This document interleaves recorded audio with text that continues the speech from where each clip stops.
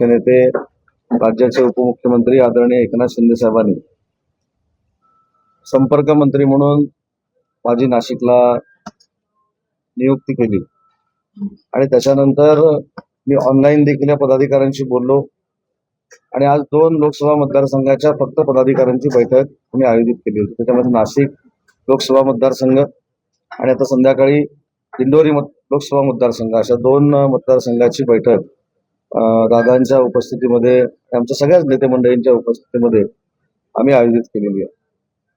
अगदी गटप्रमुखापासून जिल्हा प्रमुखापर्यंत सगळीच्या सगळी पदं भरली गेली पाहिजेत ही माननीय एकनाथ शिंदे साहेबांची भूमिका आहे। तोच संदेश घेऊन आज मी या बैठकीला उपस्थित होतो।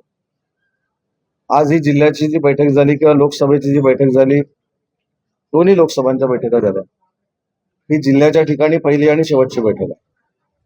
त्याच्यानंतर प्रभागनिहाय, तालुकानिहाय, विधानसभा, मतदारसंघनिहाय आम्ही सगळे पदाधिकारी नेमलेले आहेत की नाही, BLAची नेमणूक झाली की नाही, जिल्हा परिषद पंचायत समितीला सामोरं जात असताना प्रत्येक जिल्हा परिषद गटाची पंचायत समितीची आमची परिस्थिती काय, पक्ष संघटनेची, या सगळ्यावर आम्ही लक्ष देणार आहोत।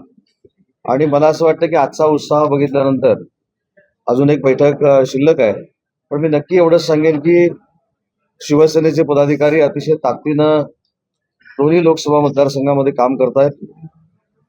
शासनाची ताकद असेल, आमचा संपर्क असेल, आम्ही पुढच्या जिल्हा परिषदेच्या पंचायत समितीच्या निवडणुकीच्या निमित्तानं वाढू आणि कुठच्याही परिस्थितीमध्ये नाशिक जिल्हा परिषदेवर शिवसेनेचा भगवा फडकला पाहिजे। महायुती करूनच आम्ही सामोरं जायला तयार आहोत। त्याच्यामुळे काय स्वबळाचा नारा द्यायला काही मी चालू नाही, परंतु प्रत्येकाला प्रत्येकाचा पक्ष वाढवण्याचा अधिकार आहे। त्याच भावनेतनं शिवसेना पक्ष हा पूर्ण ग्रामीण भागामध्ये वाढला पाहिजे ही भूमिका घेऊन आम्ही काम करणार आहोत। त्यासाठी आजच्या बैठका होत्या। अजून एक अतिशय नाशिकसाठी मोठा कार्यक्रम मुख्यमंत्री महोदयांच्या अध्यक्षतेखाली होतोय आणि त्याचं नाव आहे कुंभ उद्योग संमेलन। आणि त्याच्यामध्येच 3 वर्षापूर्वी आम्ही जो जिल्हास्तरीय उद्योग परिषदेचा कार्यक्रम सुरू केला होता, त्याच्यातल्या 14,000 कोटी इन्व्हेस्टमेंटचे MOU आज आम्ही नाशिकमध्ये करणार आहोत, माननीय मुख्यमंत्र्यांच्या उपस्थितीमध्ये करणार आहोत। आणि मला सांगताना आनंद होतोय की जसं आम्ही डावोसला जाऊन MOU करतो, तसं महाराष्ट्रातल्या उद्योजकांना देखील रेड कार्पेट पाहिजे म्हणून आम्ही हा कार्यक्रम 3 वर्षापूर्वी सुरू केला।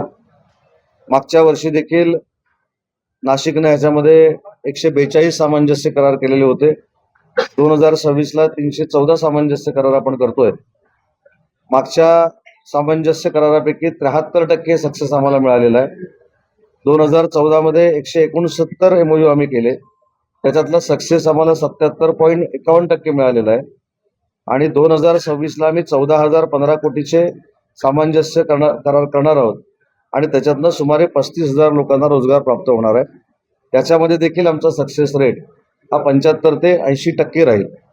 आम्ही जिल्हापुरता मर्यादित सांगितला, परंतु महाराष्ट्र हे परकीय गुंतवणुकीमध्ये 1 नंबरचं राज्य आहे। आपल्याकडचे जे MOU झालेले आहेत त्या MOU मध्ये महाराष्ट्र देशात सगळ्यात पुढे आहे। आम्ही जवळजवळ 75 ते 80% MOU वर अंमलबजावणी करतोय।